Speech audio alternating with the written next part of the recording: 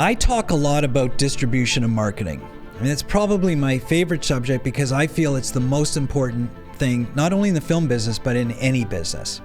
Today, we're going to talk about sort of one component of distribution and marketing that is super difficult to do, and that is what we call self-distribution.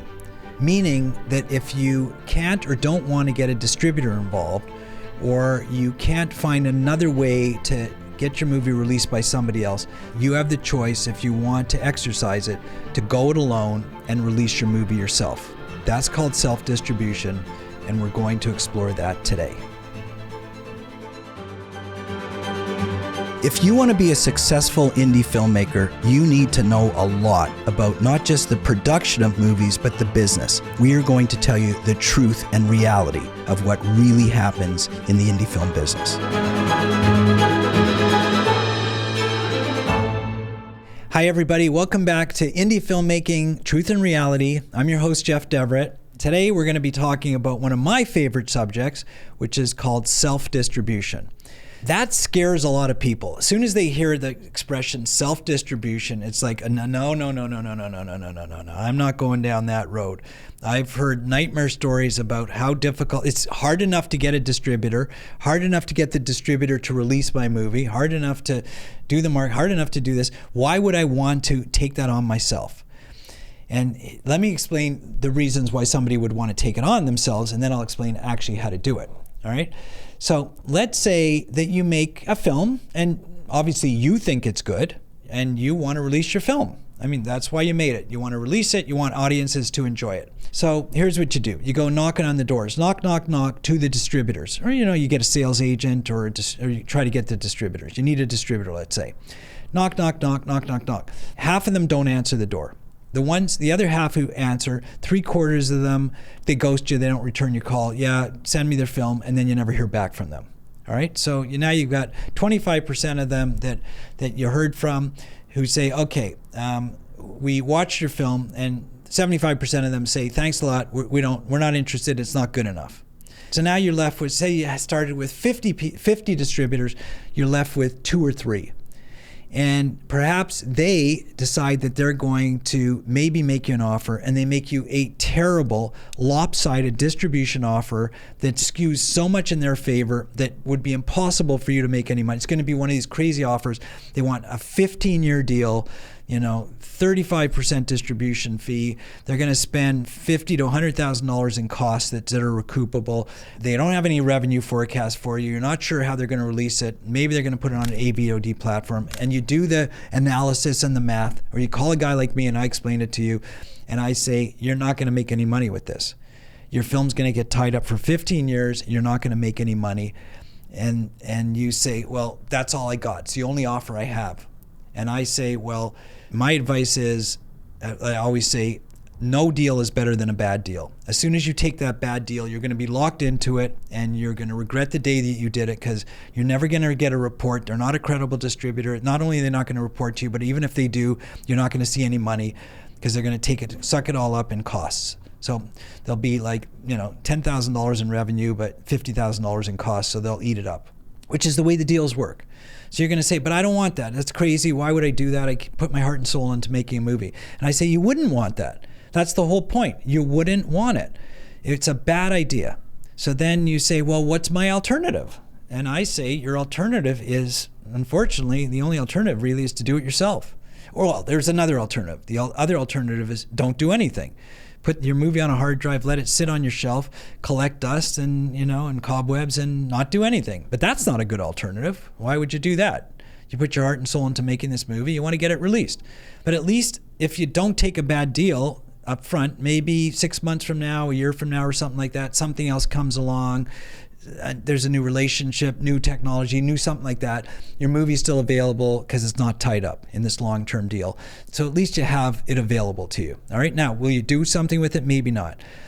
But I'm saying what you could do today is basically do it yourself, release it yourself. And you say, how?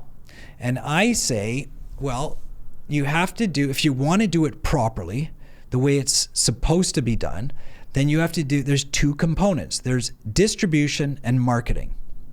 So I talk ad nauseum about these two things, all right?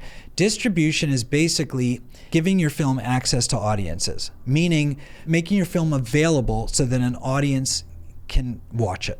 Generally, the common way to do that, as we speak here, and it might change in the future, but right now the common way to do that is put it on some streaming platforms.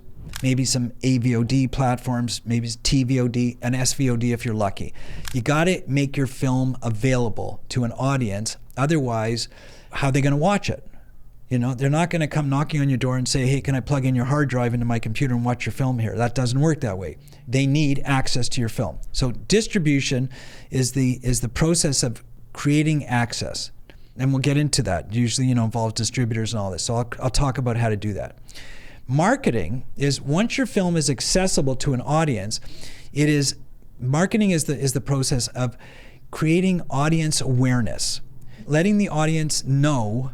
Audience mean people are going to watch your film, letting them know, one, that your film is available on those platforms, and two, hopefully enticing them to want to watch the movie. And number three, hopefully enticing them enough that they'll pay to watch the movie. All right? So marketing is creating audience awareness and enticement. Distribution is creating access so the film's available to be watched. So you have to do both. A lot of people don't do the marketing, but you have to do the distribution.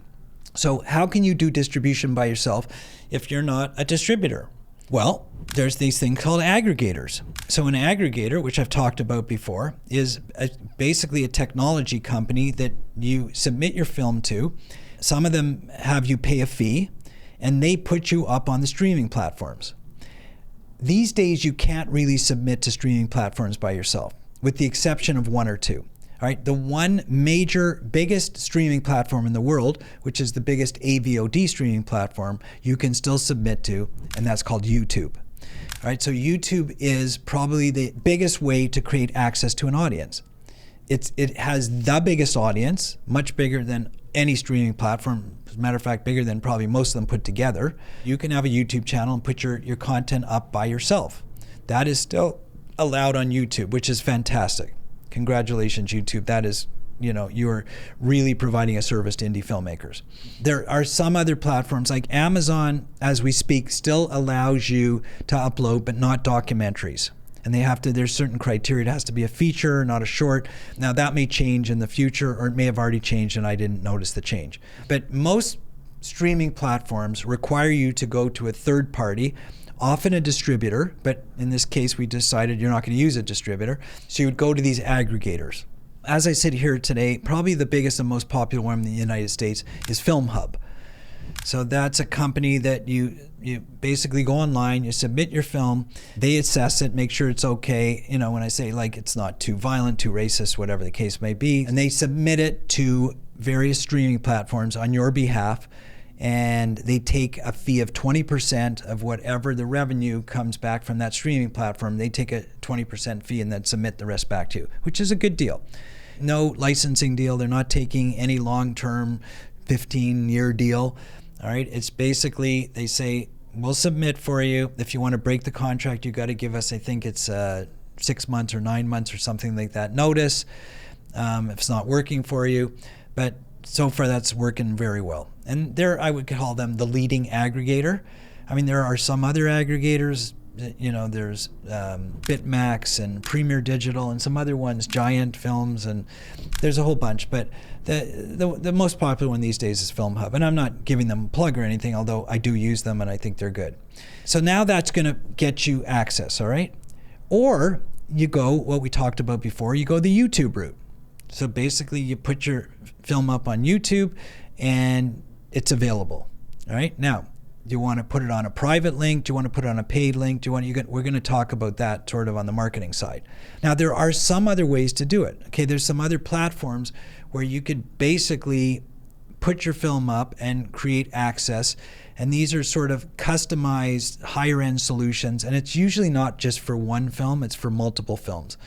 So we're not going to get into those details today, because unless you have, say, 5, 10, 15 films, sort of a library, it's almost not cost effective to do that. Now, there is one other thing you can do, which is crazy, and I've seen people do it, and some successfully, most not, which is create your own website. So you're almost building your own streaming platform. So create a website that can handle the streaming of, say, one movie. You create a paywall if you want to do a transactional video on demand, say through Stripe or one of the pay companies or PayPal or something like that. And you put your film up on your own website. And then you'll draw the traffic to your website, and people will purchase the film and or access it for free, whatever your revenue model is, to watch your film there.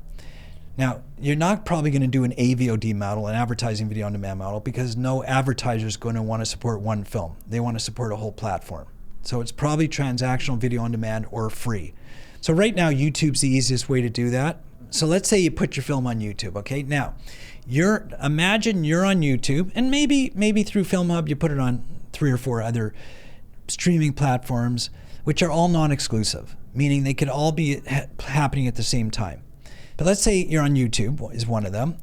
So you're amongst, I don't know, 150 million other films. I don't know how many are on YouTube, but it's a lot.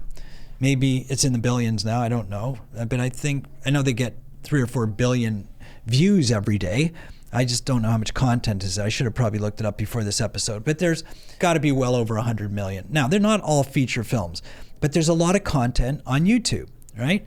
How does somebody know that your film is there? How are they going to find it? They're not going to search through it. Probably the algorithms aren't going to find it. So the only way they're going to find it and know about it is if you tell them. And how do you tell them? You tell them through marketing. Marketing is, as I told you, getting the awareness, creating awareness with audiences so that they'll know about your film and hopefully be enticed to want to watch it. This is not easy. Marketing's the hardest part of any business, certainly the film business, all right? Creating audience awareness. One of the major ways you're going to do marketing is likely through social media. If you're a good social media person, you kind of know your way around the platforms, whatever, you can design your own social media campaign. Perhaps you're going to need help from somebody who is better at it than you.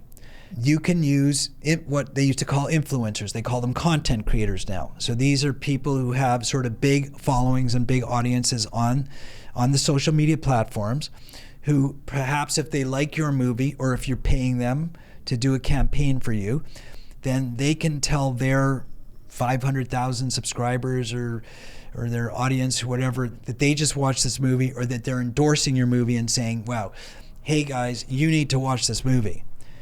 Hey, my 500,000 subscribers, this is the greatest movie ever. You need to watch it. Here's where you can watch it. And then they send you, the audience, to your platforms, wherever your movie is available.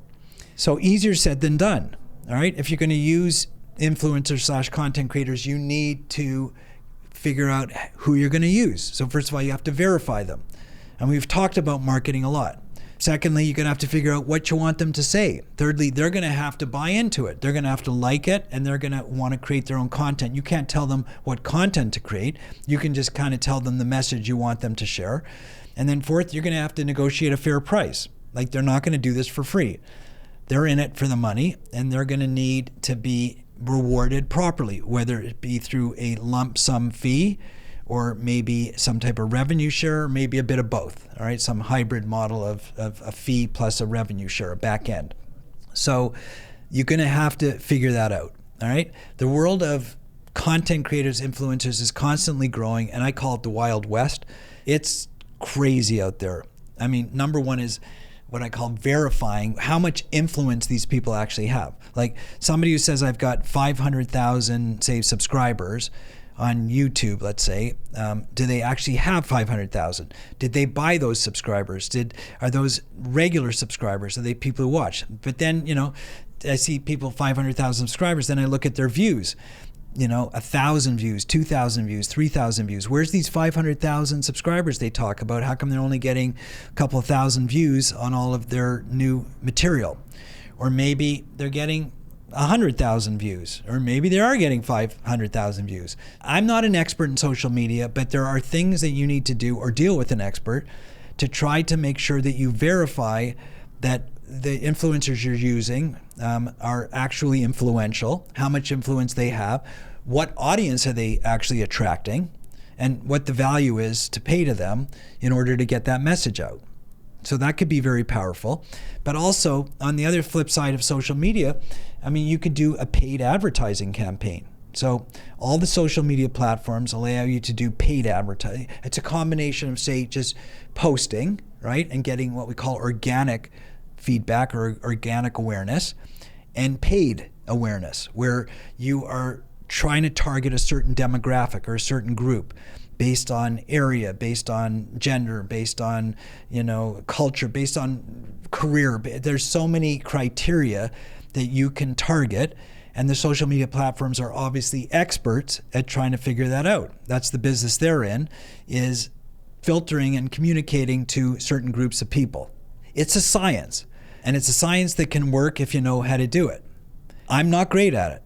There's a lot of things I know how to do well. This is not one of them. I hire people to do this for me because I find it very complicated and confusing, and I don't spend personally a ton of time on social media. I spend a little bit of time, but not a ton. So I'm not as familiar with how the platforms work, how the algorithms work, how the profiling works, that type of thing. But if you're good at it, then you can do it yourself. And if not, hopefully you can hire somebody to help you do it. But like I say, you're on YouTube. You're one of 150 million films available. You're going to need somebody to create some awareness for you so that people know about your film and go to see it. Otherwise, even though you made it accessible by putting it on a streaming platform, nobody knows it's accessible. Nobody is excited to see it. Because they're not even aware of it. That's why I say marketing is always the hardest part. Getting the films on the platforms is difficult, but not that difficult. Getting the audience to know about the films and where they are, that's the tricky part. Let's say you make a film that is, super specific to a certain target audience.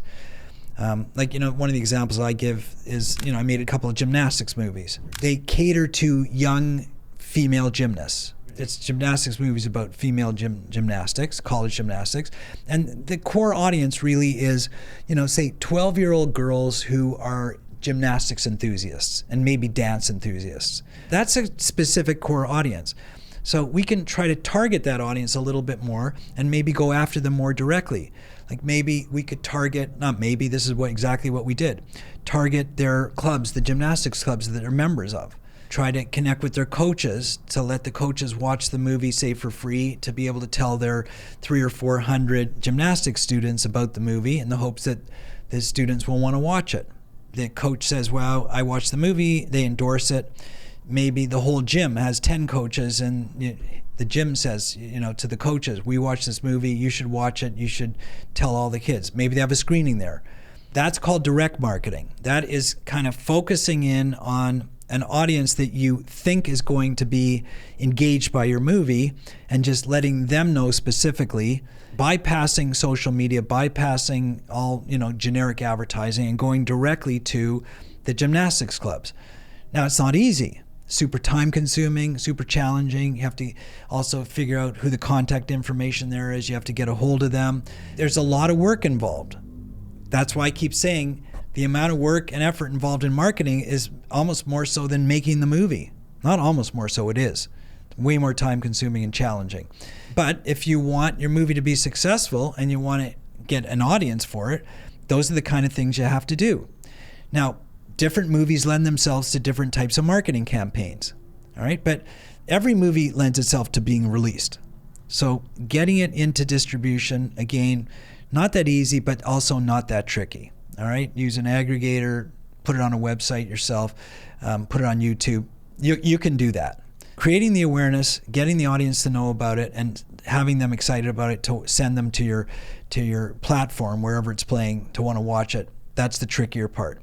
So you might need some help with this. You might have to hire a marketing company. You might have to collaborate with a friend who's good at marketing or a group of people. If you don't know what you're doing here, don't want to do it, or not good at it, it doesn't mean it doesn't have to get done if you want your movie to be seen. It has to get done. Just maybe you're not going to do it, or maybe you're going to do part of it and get some help from somebody else. Maybe you're going to get lucky with a social media influencer who is already engaged with your film and wants to do that. So there's lots and lots of combinations and permutations of ways to do the marketing that connects to the distribution. But remember, this episode is about self-distribution. So I'm getting into a lot of the nitty-gritty as to what you have to do when you self-distribute. These are the things that need to get done. It doesn't mean that you specifically have to do them. You just have to make sure they get done. You're the producer of the movie. You're the filmmaker, all right? So if you don't like to do marketing or don't know how, you gotta get somebody else to do it for you so that it can get done. If you don't want to load your film onto a streaming platform or put it into through an aggregator or get a distributor, whatever you're going to do, then get somebody else who's going to do it for you. These things have to happen. The world has to have access to your movie. The world has to know about your movie. Just because you're focused on making the movie doesn't mean these things don't take place. They do. So either you do them yourself or parts, bits and pieces of them, or get somebody else to do them for you. So even if you're getting somebody else to do them for you, that's still self-distribution. In contrast, we talked about a distributor who basically you're going to hand your movie to, and they're going to be the custodian of your movie for the next, 5 to 15 years, whatever the distribution deal is. All right. And by the way, keep those deals as short as possible. All right. Can always renew them. If they're going well, just renew. You're going to hand off this movie, your baby, to a custodian called a distributor who's going to manage it going forward, worldwide, probably, all languages, territories, for a long period of time. And hopefully they're going to do well and report to you, and hopefully you're going to make money, and then you're out. You've done your job. You're good to go. They're going to take care of it. Unfortunately, that's not happening a lot these days. It's hard to get a good distributor. The distributor's having trouble releasing the movies. It's hard to get reports from them. It's hard to communicate with them. They don't do marketing so well. I'm not trying to trash the distributors because I know a lot of them, and I used to be one of them, and they're doing their best. All right? But it's hard out there. It's very competitive. So they're struggling a little bit too. And sometimes actually you get a bad distributor who actually doesn't do their best. All right, and your film goes into oblivion and you never hear about it again and you never see any money. All right, so in contrast, this self-distribution model, which is super complicated and a lot of work and, a lot of effort, getting access, creating awareness, that's not easy either, but that's the alternative to your film just going into oblivion. It's not for everybody. Self-distribution is not for everybody. But more and more these days, I'm finding that filmmakers are trying to get a little bit more in control, have a little bit more hands-on in the process. Again, not necessarily because they're going to do the marketing or the or the access, but they're going to appoint people. They're going to have people on their team. They're starting to now think about how to become a team and collaborate with the other components that have to get done. So after you finish making your film, the journey begins. I kind of sort of end with this, all right? So whenever I make a movie, I'm smiling because I always get a kick out of this. We work, we pre-plan for 3 or 4 months and then we shoot for a month, and it's intense, as you know. If you've made a movie, it's super intense and the days are long, and then we go for 6 months in post-production, editing and sound design and music and special effects and all the whatever goes into that. And finally, we've got this, after 9 to 12 months, we've got this finished film, and we love it. It's our baby. We did a great job, and everybody is, let's have the premiere screening. We have the big premiere screening, and everybody stands and claps and cheers and hugs each other, and we have the big, even after shooting, we have the big wrap party, and then we have the big party, and hip hooray, we've done it. We've crossed the finish line. That's the filmmaker reality. We crossed the finish line. The film got made, finished, and it looks great, but it's actually not the finish line. If this is the road, we're about this far. You've still got this much more to go, which is called distribution and marketing. All right. So I smile and laugh because I know that finish line that they're so-called the finish line is not even close to the finish line. You've got, a decade more of selling, trying to monetize the film, get it out to audiences, creating awareness, doing all the components that we talked about in distribution and marketing. And by the way, there is never a finish line there. Okay, because a good film could go forever. Films don't die. They're not like people. They don't have limited lives spans. They exist. It's an asset. You created it. The film could last for the next 1,000 years or longer, depending on what happens with humanity. So it never ends. There's always an opportunity for another audience to watch the movie in the future if they so-called desire it. But the distribution of marketing will always happen. Even you get it onto a streaming platform today, it maybe stays there for 3 years. And then who knows, maybe that distribution platform doesn't even exist 3 years from now, and it's a new platform, it's a new technology, it's something else, it's some other way to consume the product. This is always going on forever, distribution of marketing. Whereas this has an endpoint. The production has an endpoint. Hip hooray, the film is finished, we're done, we did it, we crossed that finish line. It's not the case with distribution of marketing. And that's why I smile. I say, guys, your job is finished, you're over, you get to celebrate. My big job is just beginning. Did I make the film? Yes. Am I happy? Do we get through that stage? Obviously, I'm thrilled. But now the real work begins, the work of getting it in front of audiences. And so if you're going to go down this self-distribution route, which I primarily do with all my films because number one, I know how to do it. Number two, I'm kind of wired to do that. I enjoy it. People say, what do you think is the most challenging and interesting part of the film industry? And I say without hesitation, marketing. They say, marketing, well, wait a second, but haven't you written and directed like 5 feature films? I say, well, I've produced 9, but as of this podcast, but yeah, I've written and produced and directed 5 of them. They say, well, how can you say that marketing is kind of the most fun and challenging part? Why would you not say directing? And I say, have you ever done marketing? Marketing is by far more challenging than directing in a different way. And it involves so much creativity. Like it's so tricky and complex to get to the audience, to get their attention, because they're so diversified and so diluted. Everybody's trying to get their attention. Whereas in the filmmaking process, it's contained. Yes, is directing tricky? Is it complex? Yeah, there's some moving parts to it. And I don't want to, belittle it. But relative to the world of getting your film in front of an audience, especially worldwide, I mean, think about that. That is in some ways overwhelming. That's why I say marketing is the thing that excites me the most. It drives me the most because it challenges me the most by far. Filmmaking is, super enjoyable, I gotta say. Probably directing is probably the most enjoyable part of the film industry because you're getting to be very, very creative in a contained story, in a contained environment. It's very focused and intense. So there's that component of it. But the marketing thing is by far the most challenging. So, there's different strokes for different folks. Everybody, most people would say that writing directing is the epitome. And I would say artistically, yeah, in some ways I agree with that. Although creatively, marketing is right up there. Coming up with a good marketing campaign is almost as hard as in some ways harder than coming up with a good story. Very tricky, but it doesn't matter. 6 of one, half a dozen of the other. Who cares? You got to be good at both. All right, you got to be a good filmmaker. You got to be good at distributing, assuming you're not going to use a distributor. So if you're going to go down this self-distribution road, then remember you've got to do distribution, create access, marketing, create awareness. Both things have to get done in order for it to be successful. Either do it yourself if you enjoy it and you're good at it. Get a team to do it for you if you don't enjoy it and you're not good at it, or some type of combination thereof of the two. That's what it's all about. I'm almost exhausted by talking about it, so can you imagine how exhausting it is to actually do it?